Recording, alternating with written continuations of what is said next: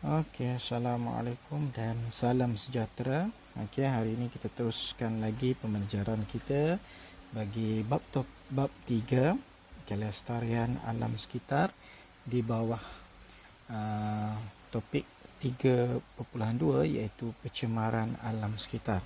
Okey, sebelum kita teruskan lebih lanjut berkenaan dengan pencemaran alam sekitar, okey, kita lihat apa yang kita perlu dapat pada hari ini. So kita fokus kepada pertama dahulu, iaitu menerangkan jenis dan punca pencemaran.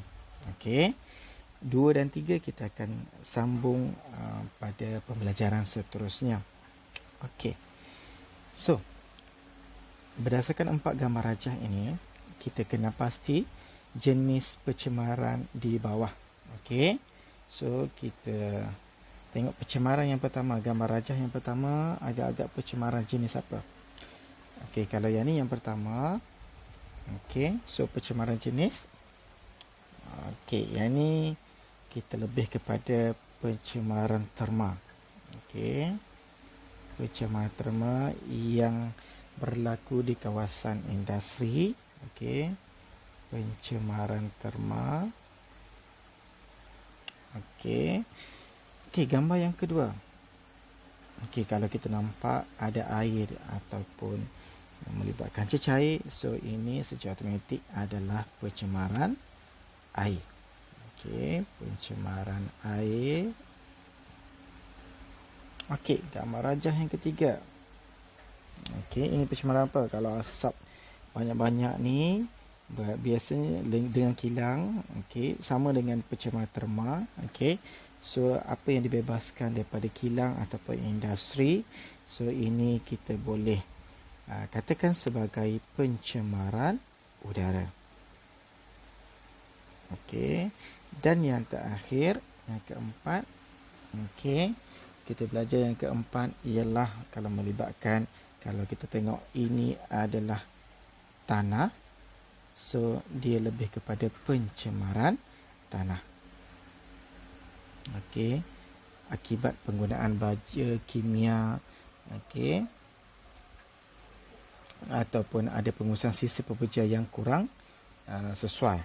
Okey, so pembelajaran untuk hari ini kita belajar 4 jenis pencemaran, iaitu pencemaran terma, pencemaran air, pencemaran udara dan pencemaran tanah. Okey, seterusnya kita lihat apa itu dikatakan sebagai pencemaran alam sekitar. Okey, pencemaran alam sekitar merupakan perubahan ciri fizikal, okey, boleh dikatakan sebagai perubahan ciri kimia dia ataupun biologi yang dikehendaki dalam komponen dalam sekitar, iaitu sama ada udara, air ataupun tanah. Okey, berlakunya perubahan. Okey, kalau kita lihat secara logiknya, kalau kita lihat dari segi sungai, asal sungai dia sangat cantik. Apabila kita ada pembuangan sisa pekerja yang tidak terurus, okey, sikap kita kalau kita suka membuang sampah ke dalam sungai, so boleh mengakibatkan pencemaran air ataupun kadang-kadang boleh melibatkan juga pencemaran tanah akibat pengurusan sisa pekerja yang tidak sesuai. Okey, so jadi itu dikatakan sebagai perubahan dan pencemaran alam sekitar. Okey, kita teruskan. Okey, nyatakan jenis pencemaran berdasarkan punca berikut. So apa yang dipaparkan ini ialah punca. Sekarang kita nyatakan apakah jenis pencemaran yang terlibat. Okey, kita dah ada 4 tadi. Kita ada terma, okey, kita ada udara, kita ada air dan kita ada tanah. Okey, tuan. Okey, so yang pertama, pembakaran bahan api fosil. So kita lihat dekat sini, pembakaran api fosil membebaskan gas, okey, gas rumah hijau dan pelbagai jenis gas seperti sulfur dioksida ke dalam udara. So clue dia ialah udara. So ini adalah melibatkan pencemaran udara. Okey. Okey, seterusnya air sisa ataupun sisa domestik seperti deterjen, kumbahan ataupun sisa pepejan seperti sampah sarak, bahan buangan industri ataupun grease. Okey, kalau kita lihat ini deterjen dan kumbahan. So kumbahan adalah ada saling hubung berkaitan dengan air. So ini adalah melibatkan pencemaran air. Okey, next. Yang ketiga, penggunaan baja, racun serangga. So dalam kepala kita ialah pertanian. Bila pertanian, dia akan apabila pengurusan dia tidak berlaku dengan tidak teratur, maka dia boleh mengalir ke sungai. So kita anggap dia macam pencemaran air. Tapi bila kita lihat dekat bawah lagi, dia lagi boleh menyebabkan hujan asid, boleh mengakibat yang berpunca daripada sisa nuklear ataupun sisa elektronik. So ini boleh dikatakan sebagai pencemaran tanah. Okey, pencemaran tanah. Okey, yang terakhir, apabila berlakunya penyahutanan. Penyahutanan ni maksudnya berlakunya pembelakan yang secara besar-besaran. Okey, orang panggil penggodolan. Okey. Yang kedua, aktiviti perindustrian dan pembakaran bahan api dalam kenderaan ataupun mesin seperti gambar rajah sebelum ini. So satu lagi tak ada ialah pencemaran terma. So inilah punca berlakunya pencemaran terma. Okey. Seterusnya ialah latihan di muka surat. Kalau kita rujuk modul ulas adalah muka surat 9. Soalan yang pertama iaitu huraikan bagaimana gitar nitrogen dapat mengekalkan keseimbangan alam. So topik sebelum ini kita dah telah lihat berkenaan dengan gitar nitrogen. So apa huraikan? Soalan ini dia mahukan kita huraikan alam sekitar kita nitrogen terhadap keseimbangan alam. Jadi yang pertama ialah nitrogen. Okey. Nitrogen dalam atmosfera. Okey, ditukarkan kepada kalau kita lihat kita nitrogen ditukarkan kepada ion nitrat. Okey. Seterusnya ion nitrat ini akan diserap oleh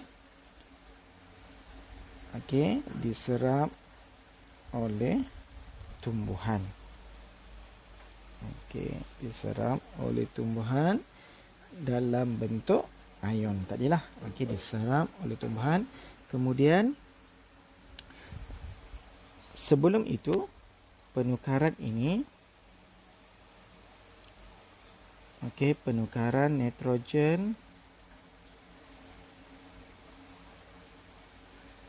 kepada ion nitrat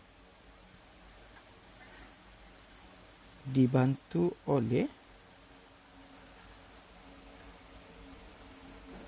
proses pengikatan nitrogen. Kita belajar sebelum ini menggunakan bakteria pengikat nitrogen pada pokok ke kacang. Ataupun melalui tindakan kilat.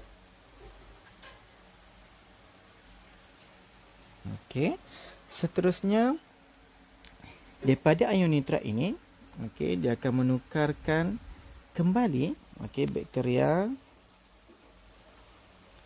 Kalau kita lihat gitar nitrogen ini sangat panjang, sangat detail. Jadi bakteria penitrita akan menukarkan kembali, ion nitrat ion nitrat kepada gas nitrogen. Kembali melalui proses penitritan.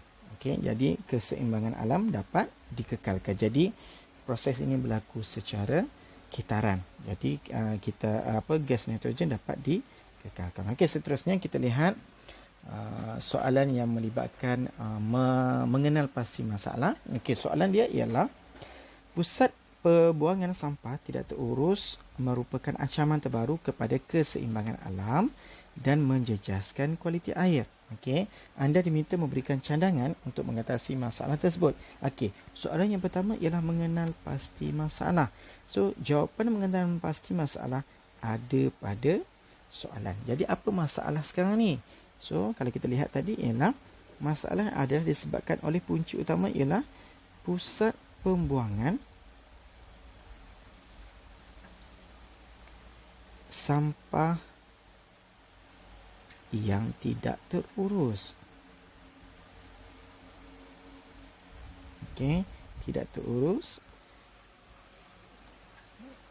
Okey, seterusnya terangkan dua kaedah penyelesaian masalah ini. Jadi, daripada pusat pembuangan sampah yang tidak terurus, apa kaedah kita untuk menyelesaikan masalah lambakan sampah di pusat pembuangan ni?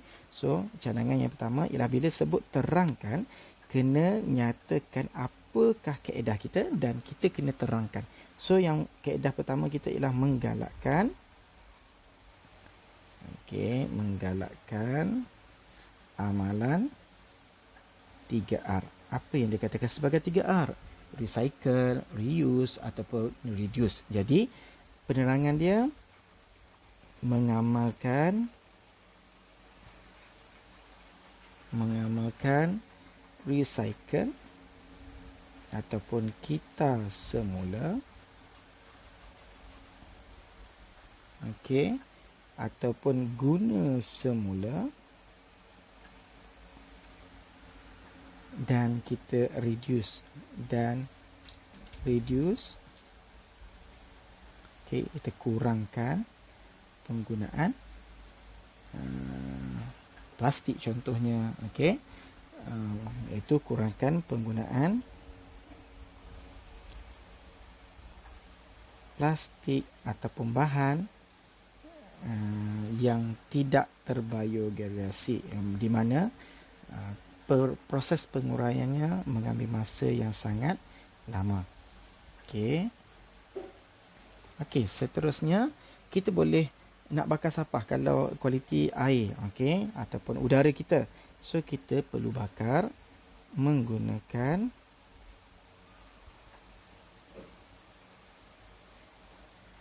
incinerator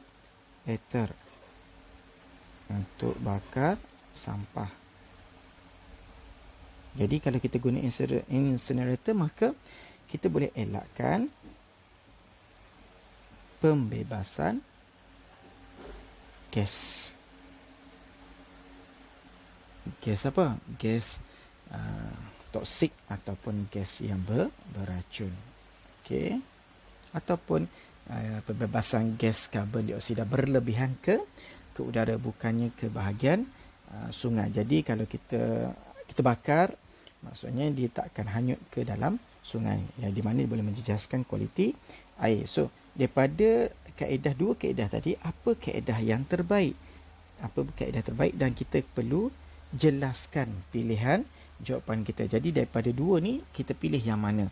So, kalau kita ambil yang pertama, contoh kalau kita ambil menggalakkan amalan 3R. Jadi, kita ulang balik apakah kaedah yang terbaik pilihan kita daripada dua ni. So ambil balik daripada jawapan di bahagian atas. Jadi salin balik saja pilihan yang terbaik mengikut pilihan kita sendiri. Okey, itu saja untuk latihan prestasi di muka 9. Kita sambung seterusnya untuk latihan 10. Okey, sekian, terima kasih.